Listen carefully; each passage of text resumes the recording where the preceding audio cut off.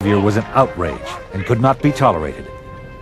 Hamor tried to appeal to the sons, telling them that Shechem had his heart set on marrying Dinah.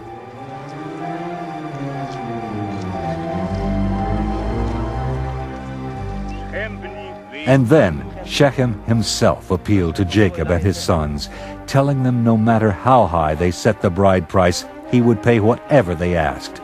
"Only give me the girl to be my wife." "We cannot do this thing," replied the brothers, "to give our sister to one who is uncircumcised, for that would be a disgrace to us. Only on this condition will we consent to you, that you will become as we are, and every male among you be circumcised. But if you will not listen to us and be circumcised, then we will take our daughter and be gone."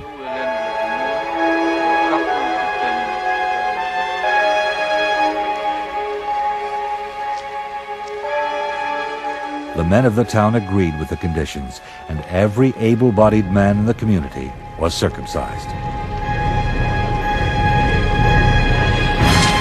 On the third day, when all the men of the town were still in pain, recovering from their circumcisions, Dinah's brothers Simeon and Levi, two of Jacob's sons, took their swords and advanced against the city without any resistance, and they massacred every male. They killed Hamor and his son Shechem, and took Dinah from Shechem's house.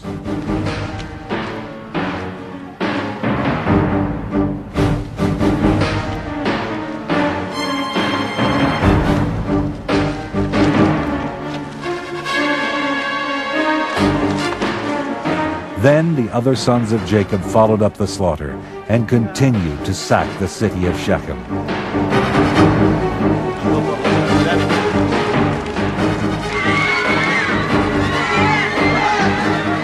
They seized all their flocks and herds, carried off all their wealth, their women and their children, and took whatever was in the houses. No man was left alive, and nothing was left standing.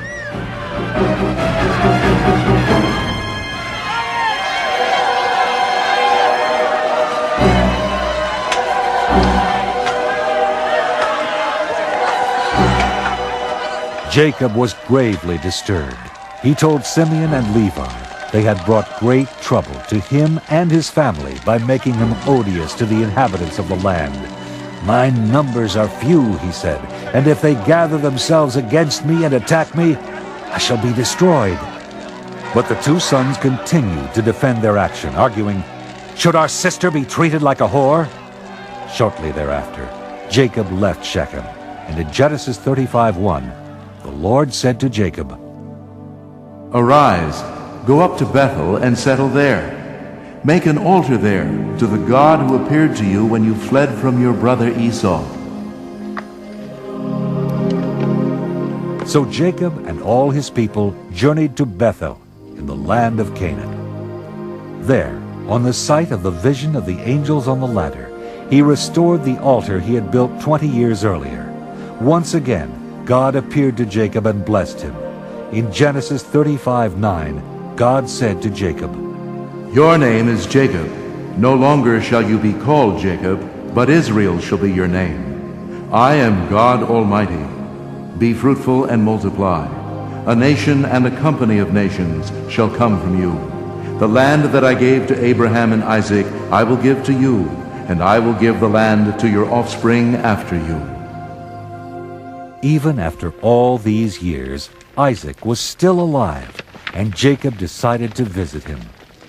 On the journey, Rachel went into labor, not far from Bethlehem, where 2,000 years later, and just a few miles away, Jesus was born.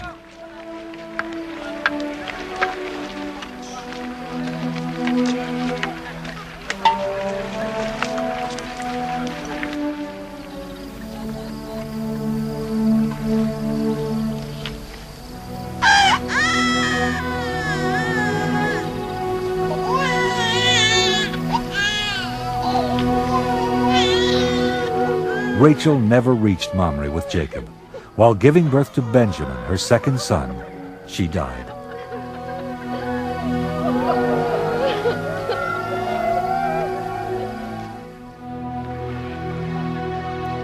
Jacob continued his sad journey.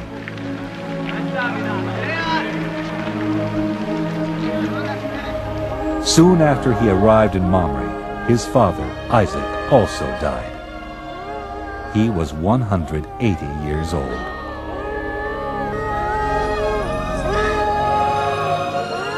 Esau and Jacob, his twin sons, buried him and never saw each other again. Except for his final years, Jacob lived the rest of his life in Canaan. In modern times, the name given him by God reappeared.